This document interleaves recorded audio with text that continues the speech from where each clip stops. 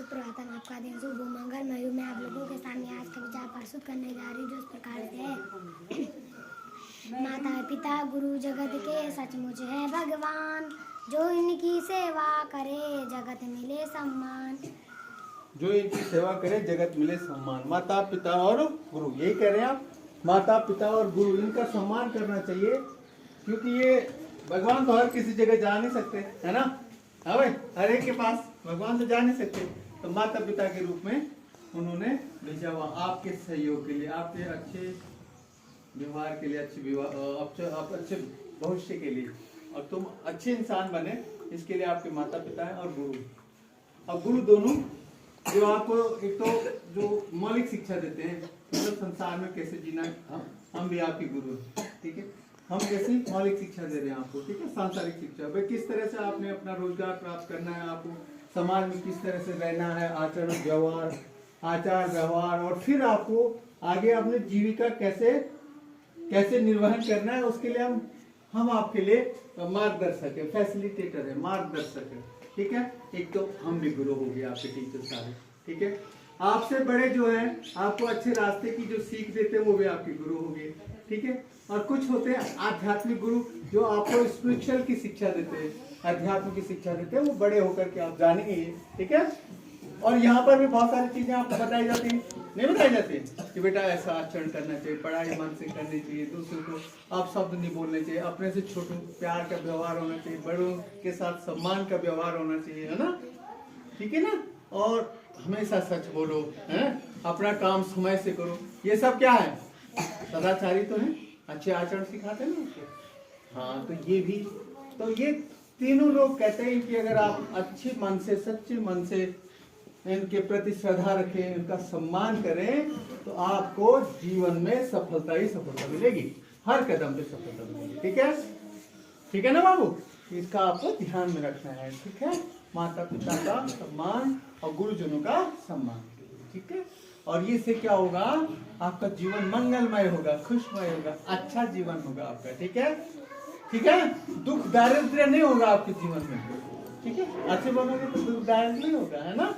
हाँ, अपने अपने नीड की अपने अपने पीड़, हर बंदे के कर्म ही है उसकी तकदीर। देखो, अपने अपने नीड की सभी करते हैं, चिंता नहीं करते। अरे भाई, जो अपना होगा उसकी चिंता सबको होती कि नहीं होती है, होती है ना चिंता। यार मेरा बच्चा, मेरा परिवार, मेरा गांव, मेरा देश, है ना, मेरा विश्व। तो जो बहुत ऊपर के लोग होते हैं उनके लिए पूरा विश्व अपना परिवार होता है ना। और हम छोटा सोच, जितनी जिसकी सोच होती है ना, तो अपने अपने जगत की, अपने अपने नीड की, सबको अपनी दर्द होता है, अपना पीड़ा होती है, अपना उसके प्रति हम सोच रहे होते हैं कि यार उसको किसी तरह से कल्याण हो जाए। जैसे ये हमारा परिवार है ना, सब बच्चों को क्या, हमको क्या है, दर्द है, नहीं है यार, सब बच्चे अच्छी पढ़ाई करें, अच्छा इनका भविष्य हो, नहीं है।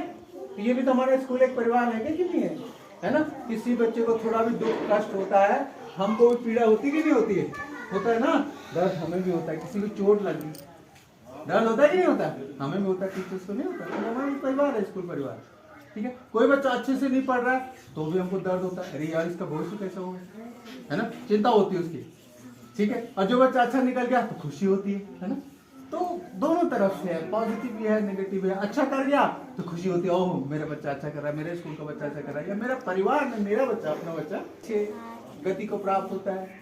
किसी का अपना कर्म होता है जिस वजह से वो क्या हो जाता है, कुछ उस तरह के ऊंचाइयां नहीं प्राप्त कर पाता है ना, उसको हम भाग्य भी कहते हैं, ठीक है, दूसरे शब्द। तो अपने अपने कर्म का फल भोगना ही पड़ता है हमको, ठीक है। अच्छे कर्म करेंगे, आज अच्छे कर्म करेंगे तो कल हमको अच्छा भोगने को मिलेगा। अच्छे कर्म नहीं करेंगे, पढ़ाई ढंग से नहीं करेंगे तो कल को गाड़ी मजदूरी करनी पड़ेगी, धूप में रहना पड़ेगा, गाड़ी मजदूरी करनी पड़ेगी, खच्चर चलानी पड़ेगी। और अच्छी मेहनत कर ली तो किसी एयर कंडीशन ऑफिस में बैठ के खूब मोटी मोटी सैलरी ले रहे होंगे,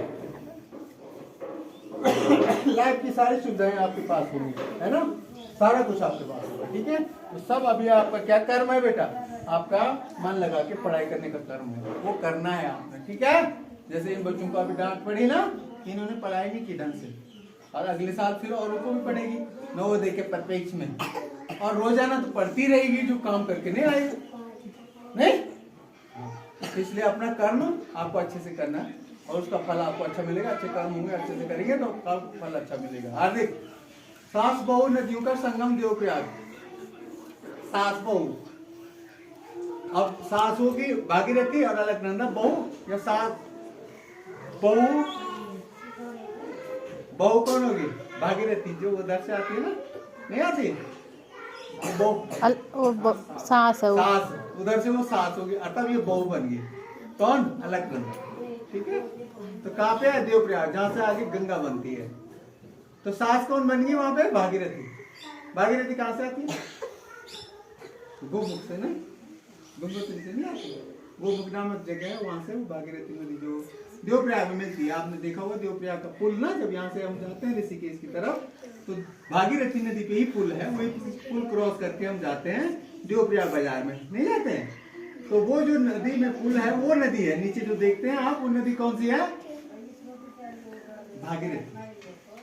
और यहाँ से जो आगे देखा होगा, फिर बाजार में जाते हैं, बाजार थोड़ा आगे क्रॉस करके 50 मीटर आगे जाके तो नीचे आप देखते हैं बाईं तरफ, तो वहाँ एक संगम दिखता है। वहां से हमारी ये वाली जो है ना, जो रुद्रप्रयाग में मिलती है ये मंदाकिनी के साथ, अलकनंदा जो उधर से आती है ना, बद्रीनाथ से, तो वो अलकनंदा। और आगे जाकर के ये मंदाकिनी भी उसमें मिल करके अलकनंदा ही बन जाती है, क्योंकि वो बड़ी नदी है। ठीक है, वो ये इसकी सहायक बन जाती है उस समय।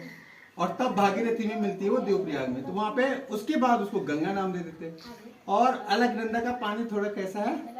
कोजल, मतलब